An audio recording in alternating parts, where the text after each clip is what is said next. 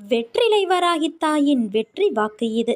என் தங்கமே, அழுகை என ஒன்றிற்கு பின்னால்தான் மன நிம்மதியின் உருவம் நம் மனதிற்கு உணர்ந்து தெரிய முடிகிறது. ஆனால் சந்தோஷத்திற்கு பின்னால் திருப்தி என்ற உணர்வு தோன்றுவது மிக கடினம். அதனால்தான் தோல்வியிலும் துன்பத்திலும் வெற்றி சந்தோஷத்தை விட மிக பெரியது என்று கூறுகிறேன். அந்த பக்குவம் உன்னில் வந்துவிட்டால் நீ வாழ்வில் ஜெயித்து கொண்டே இருப்பாய். அதனால் நீ எதற்கும் பயப்படாதே, கலங்காதே.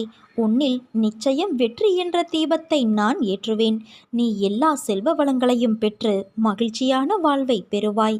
நீ ஏன் ஒரு சிறு விஷயத்தை கூட பெரிய விஷயமாக பார்க்கிறாய்? அனுசரித்து போக வேண்டும் என்று சொல்கிறேன். பொறுமையை கையாண்டு வாழ்பவர்கள் வாழ்க்கையை ஜெயிப்பதற்கு பிறந்தவர்கள். ஒருவர் உன்னை எந்த வகையில் அலட்சியப்படுத்தினாலும் அதை நீ உன் மனதிற்குள் எடுத்துக்கொள்ளாதே. புறக்கணிப்பு என்ற இடத்தில்தான் உனக்கான சரித்திரம் உருவாகிறது. அந்த இடத்திலிருந்து தான் நீ விருட்சமாக வளரப்போகிறாய். நான் மட்டுமே அனுசரித்து போக வேண்டுமா என்று நினைக்காதே.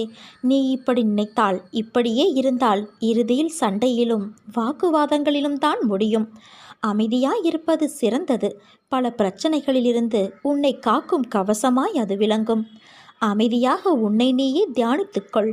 ஒரு அமைதியான பூங்காவனம் உன் மனதில் பூக்கும். நிம்மதி தென்றலாய் வீசும். மகிழ்ச்சி மலர்களின் வாசமாய் உன் முன் நறுமணம் தூவும்.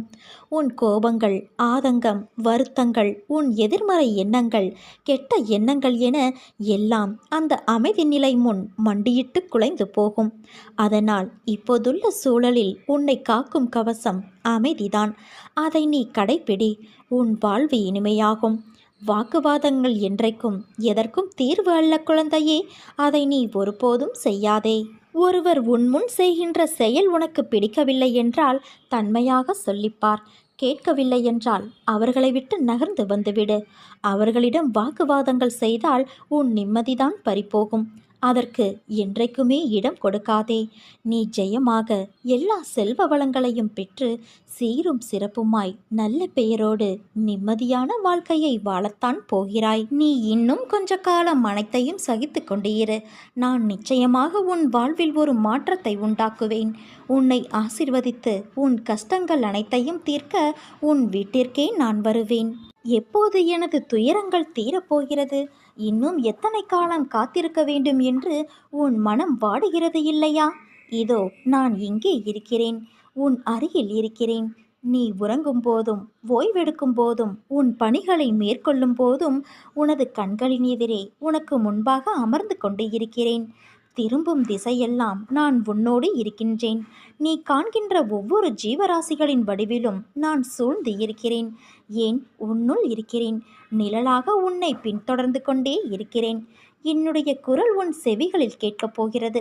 ஆம் என் செல்ல குழந்தையே, என் அற்புதமான குரல் உனது செவிகளில் கேட்கப் போகிறது.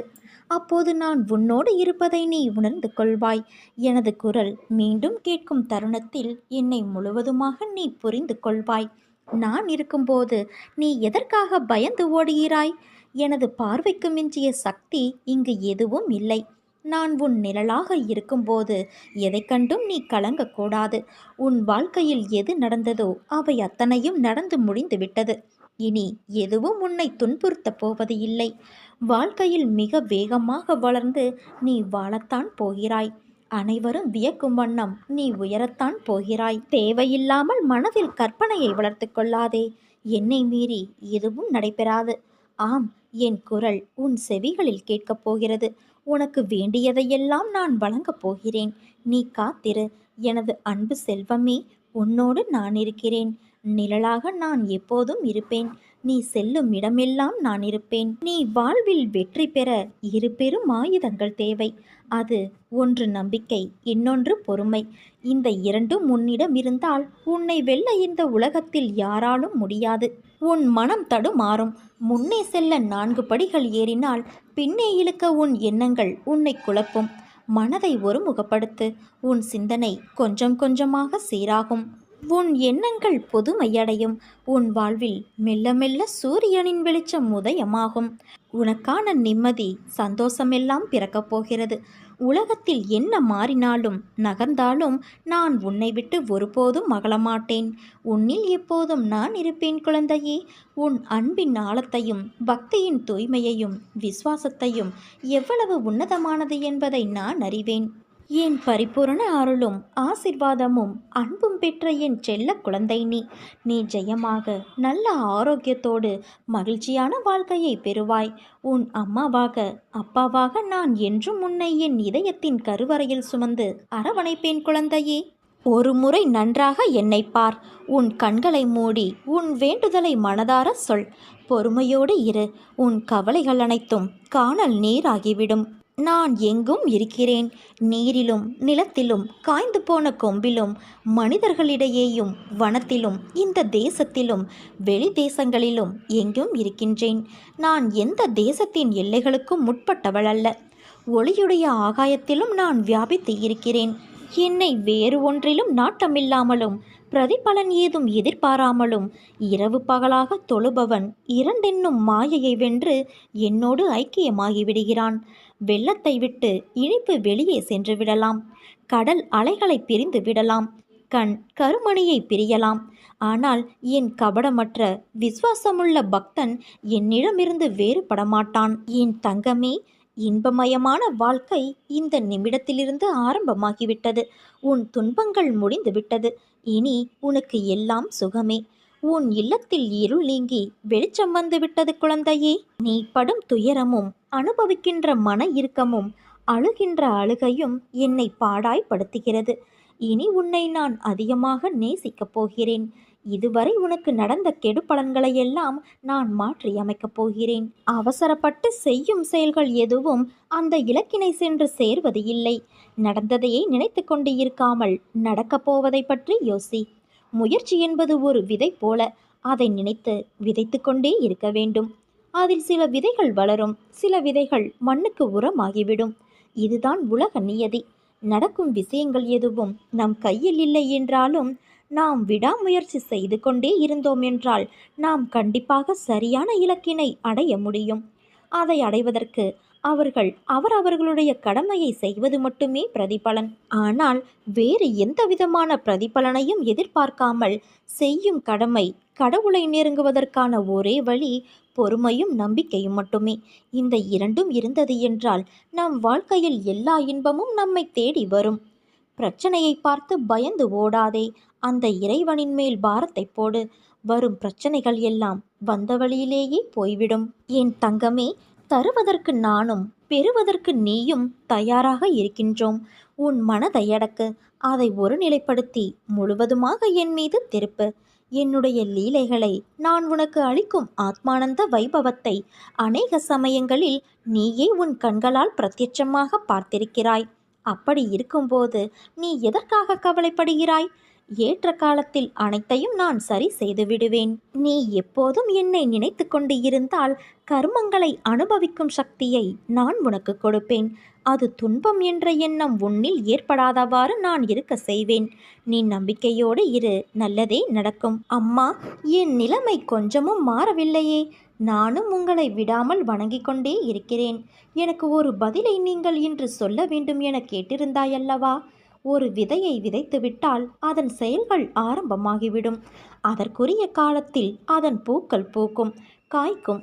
ஆனால் தினமும் அது முளைத்து விட்டதா, வளர்கிறதா என்று பார்ப்பதைப் போல உன் பிரார்த்தனைகள் என்னிடம் வந்துவிட்டால் அதற்கான தீர்வுகள் நடக்க ஆரம்பித்துவிடும். அது உன்னை சுற்றி நடந்து கொண்டுதான் இருக்கும். அது உன் வினை தீரும் காலம். அது உனக்கு நிச்சயம் கிடைக்கும் என் குழந்தையே.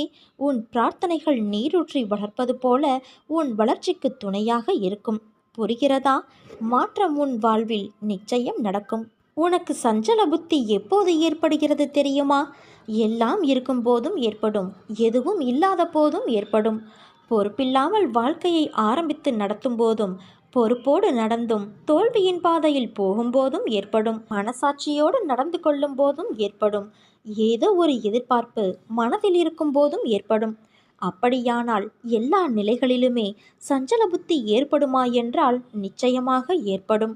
வாழ்க்கையில் நிறைய சாதிக்க வேண்டும் என்ற எண்ணம் இல்லாவிட்டாலும் தன்னிறைவோடு வாழ வேண்டும் என்ற எண்ணத்திலாவது ஒருவர் வாழ வேண்டும். இதற்காக தொழில் செய்கிறோம், வேலைக்கு செல்கிறோம், நமக்கென கடமைகள் இருக்கின்றது. அது தனது திருமணமாக இருக்கலாம், வீடு கட்டுவதாக இருக்கலாம், பிள்ளையின் படிப்பாக இருக்கலாம், தொழிலை பெருக்கும் ஒரு முயற்சியாக இருக்கலாம், அல்லது வாழ்வில் முன்னேற ஏதோ ஒரு வழியாகவும் இருக்கலாம். அவற்றை சரியாக செய்ய வேண்டும் என்று முனையும் போது பிரச்சனையை சந்திக்கிறோம். எந்த பிரச்சனையாக இருந்தாலும் அது கொதிக்கின்ற எண்ணெயை போன்றது. இளம் சூடாக இருக்கும் வரை இதமாக இருக்கும். கொதிக்க கொதிக்கத்தான் உடல் வெந்து போகும். ஆமை இருக்கிறதே, அதை கொல்வதற்காக ஒரு பாத்திரத்தில் நீரை ஊற்றி கொதிக்க வைப்பார்கள். நீர் இளம் சூடாக இருக்கும் வரை இதமாக இந்த தண்ணீர் போல எங்கும் தண்ணீர் இருக்காது என நினைத்து ஆமை கால்களை அகல விரித்து நீந்தத் தொடங்கும். சில நிமிடங்களில் நீர் கொதிக்க ஆரம்பித்ததும் அதிலேயே இறந்து போகும். இப்படித்தான் பிரச்சனைகளும். துவக்கத்தில் பிரச்சனை தெரியாமலேயே காலை விடுவோம். பிறகு சமாளித்து விடலாம் என அடி எடுத்து வைப்போம். இறுதியில் அதிலேயே மாட்டிக்கொள்வோம். அதுவரை நிம்மதியாக போகும் நமது நிலைமை மோசமாகி உதவிக்கு வேண்டியவர்களை கூப்பிடுவோம். ஒரு கட்டத்தில் அவர்களும் ஒளிந்து கொள்வார்கள். பிறகு கடவுளை கூப்பிடுவோம். நமது கர்மா தீரும் வரை அவரிடம் உதவி பெற முடியாது. ஏனென்றால் கடவுள் தருவதை கர்மா தடுத்துவிடும். அதன் பிறகு தற்கொலையா, ஊரை விட்டு ஓடுவதா என சிந்திக்க வைக்கும். இதுதான் பிரச்சனையின் இயல்பு. எப்படியும் திருப்பி தந்துவிடலாம் என்ற எண்ணத்தில்தான் அனைவருமே கடன் படுகிறோம். நேரம் சரியில்லாத காலத்தில்தான் கடன் தொல்லை என்ற ஒன்று நமக்குள் ஊடுருவி விடுகிறது என்பதை உணர்ந்து கொள்ள வேண்டும். இதனால் மேற்கொண்டு புதிய முயற்சி எதிலும் ஈடுபடாமலும் கடன் பெற முயற்சிக்காமல் இருப்பதை வைத்து காலத்தை ஓட்டும் முயற்சியிலும் இருந்தால் நாம் நிச்சயம் தப்பித்து கொள்ளலாம். ஆனால் அது நம்மால் முடியாத ஒன்றாகி நமது நேரம் நம்மை வேறு திசையில் தள்ளிவிடும்.